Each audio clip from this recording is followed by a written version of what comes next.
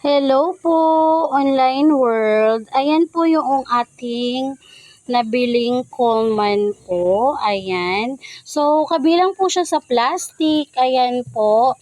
Ang kilo po natin ay, ayan po, 3 pesos per kilo po ang kilo po natin ito. So, baka meron po kayo, just message me po.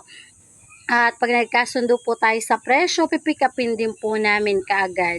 Pumipick up po kami around Nueva Ecija, Tarlac, Pampanga, boundary po ng Bulacan, boundary po ng Pangasinan, at boundary po ng Nueva Vizcaya. So, pag meron po kayo, just message me po at pupuntahan din po namin kaagad. So, that's all for today's video. Thank you for watching. Bye-bye!